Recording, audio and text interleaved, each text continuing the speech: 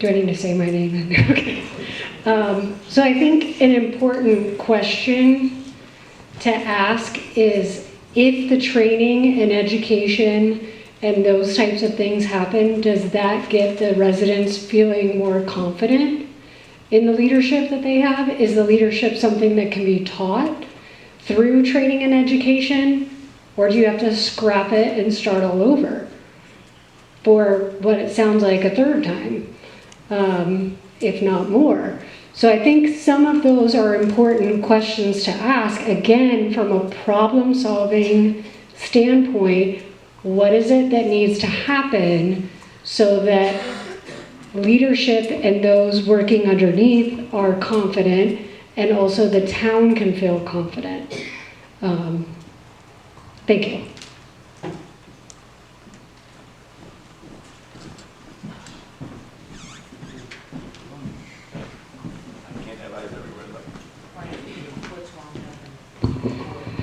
Me again, no, but I think there's no doubt, right, that we want, if you're going to have someone responding as a first responder, you want them to be qualified. There's no doubt of that. But as a town, I think we need to decide, what are we willing to pay for these services that oftentimes aren't being provided by our town?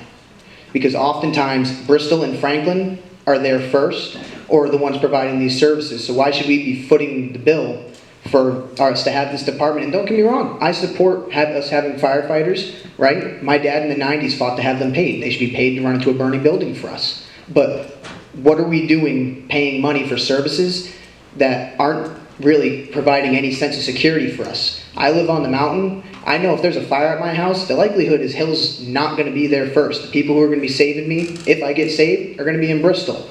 So why are we footing the bill when other towns are responding to us first? Sorry, I didn't catch you.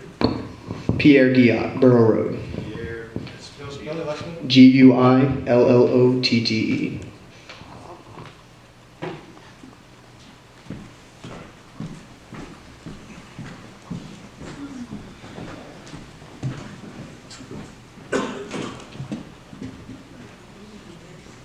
Bill Bob Schulte, Crescent Hill.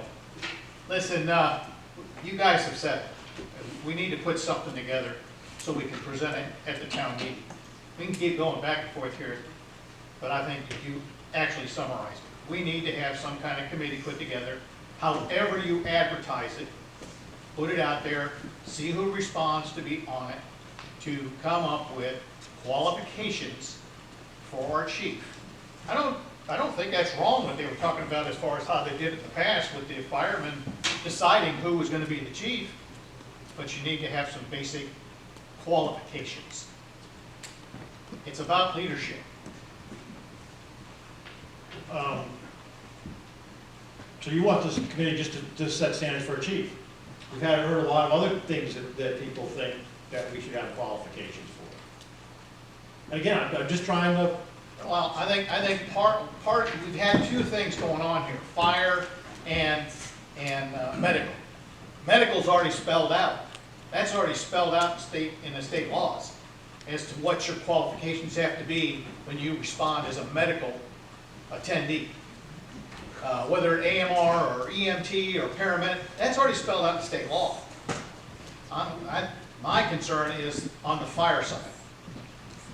Fire chief runs the department, qualifications for them. I don't care if it's Mark, I don't care who it is, but it's the qualifications that they have.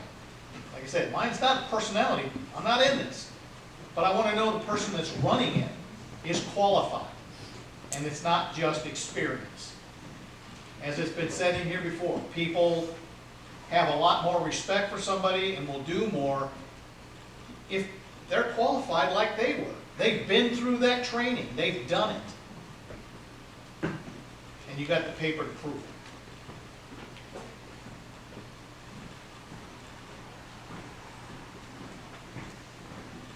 Eric.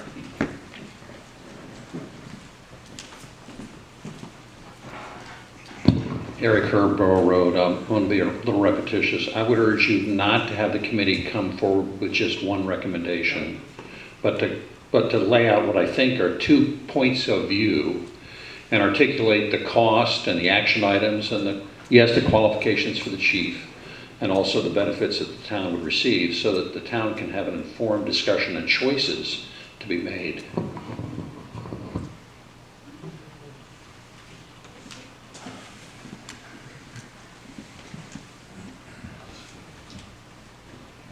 Yeah, please.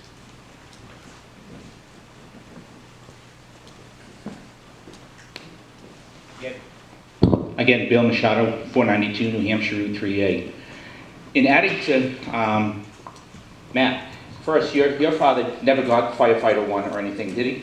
Or certified? Fire one. He did have it? Fire one, and that's it. Yeah, that's it, right there, okay. Well, going back from there, I've been on the fire department here in Hill since November of 1978.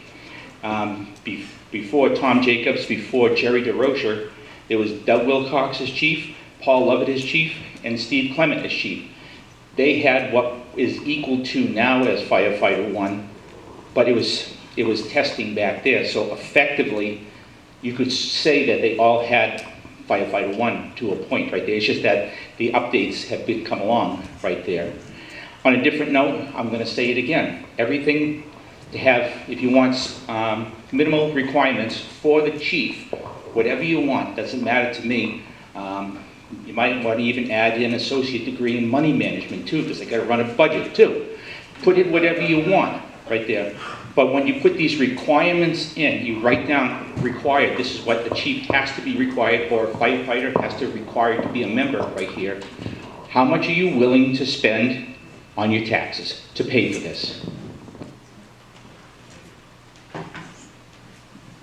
I'd like to rebut that, only because, Bill, you had the budget figure from last year, I had the budget for this year. or for this year for the fire department, can you tell me what it was, 58,000 and?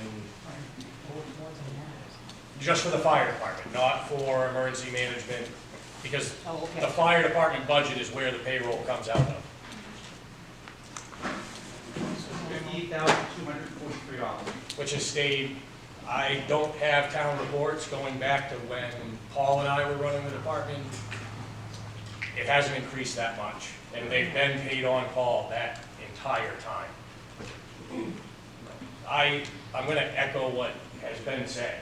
We're at that impasse of we need to come up with some type of recommendation for the selectmen, however you guys wanna do it, to try to figure out what you need from the townspeople to move forward with this and stop going in circles and stop with the personal attacks and figure out how to make the fire department as functional as possible, because I know it can be done. It's been done in the past.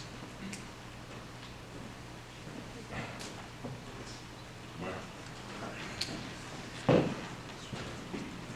first want to thank Nathan for going to that call. I appreciate the help. Lives right across the street from your house, right? And right down the road, thank you. Natalie too, for our department. And Vince and Steve. What do you, Steve? I think they're all, Steve. Okay? Mark, Steve. Oh, so, thank you for that. The ladies in Underwood Hospital. Now I forgot my thought. Bill's 100% right. There's not just the EMS side to be a chief.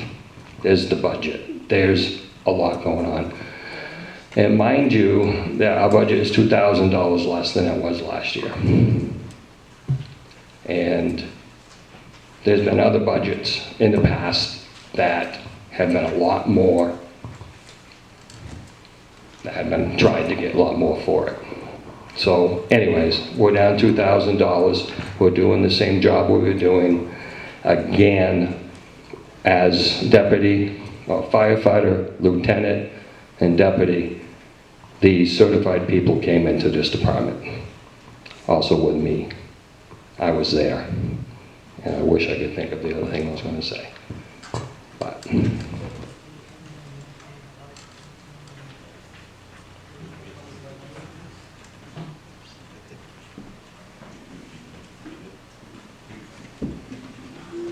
All right, we're going to move to close the public comments and have a discussion amongst the selectmen.